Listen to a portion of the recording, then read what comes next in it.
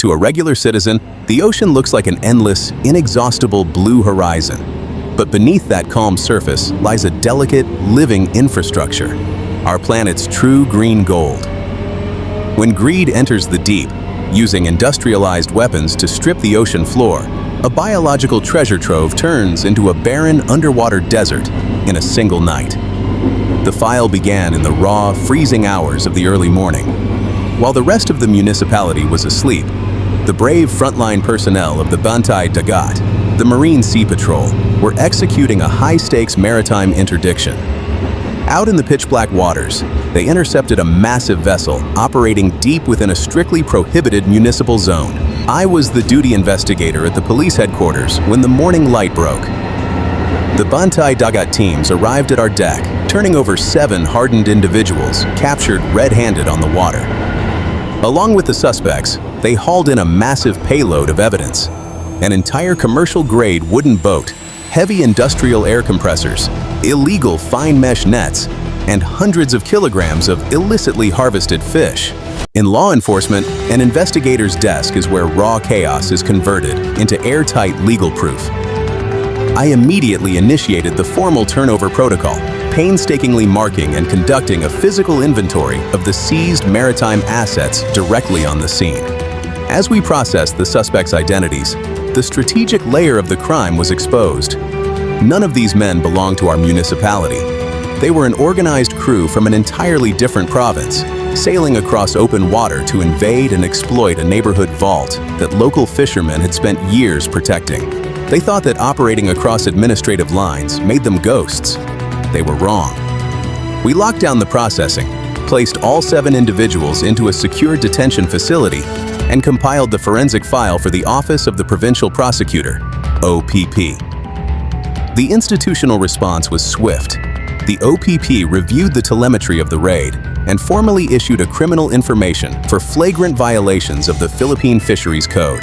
Shortcutting the environment is a high-risk gamble where the house always wins. We marched the evidence into the courtroom. Faced with the airtight inventory, the precise tracking logs of the Bantay Dagat, and the undeniable presence of banned commercial gear, the defense crumbled. The regional court delivered an absolute verdict: guilty. The suspects were formally convicted, their commercial vessel was stripped, and heavy penalties were executed. They sailed into our municipal waters looking for a quick, high-yield payload. Instead, they left behind their boat, their gear, their freedom, and their reputation, proving once again that the law handles environmental predators with an iron fist. Let's look behind the production curtain of Ching's perspective. Documenting active maritime convictions requires extreme adherence to professional confidentiality and sub judice standards. We cannot leak raw tactical videos of active operations or expose the vulnerabilities of local coastal patrols. To deliver this crucial environmental warning to our global community, we engineer hyper-realistic AI visuals. We completely reject basic cartoon filters or childish animations.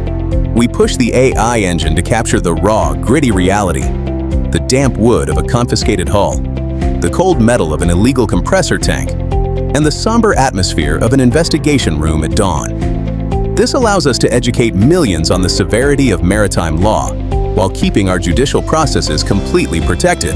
This case forces us to look past the immediate value of a single catch.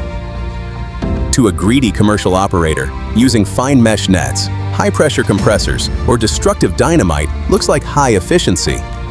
It's a fast injection of profit, but shortcutting the ocean is an act of ecological suicide. Fine mesh nets don't just harvest mature fish. They scoop up the fry, the eggs, and the juveniles, completely breaking the reproductive loop of the marine ecosystem. To the operators of massive commercial fishing boats, let this case file serve as a boundary line. Respect the municipal sanctuaries. Stay outside the prohibited zones. The municipal waters belong to the small, local fishermen who fish with honor to feed their families. When you bring industrialized, illegal gear into their sanctuaries, you are not just breaking a code.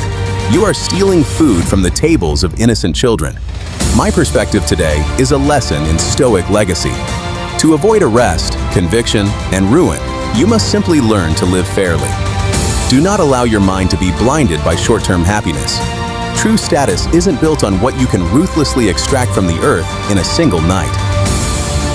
Let us build a legacy for the next generation, ensuring our children inherit an abundant, thriving ocean rather than a dead, silent sea.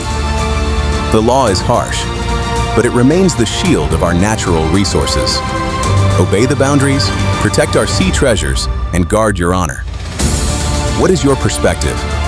Should large commercial boat owners face automatic asset forfeiture if caught in local municipal waters? Let me know in the comments below.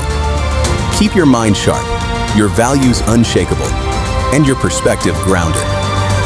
I'm Ching, and I'll see you in the next case file. If you made this far, comment the word "more" so I know who the real ones are.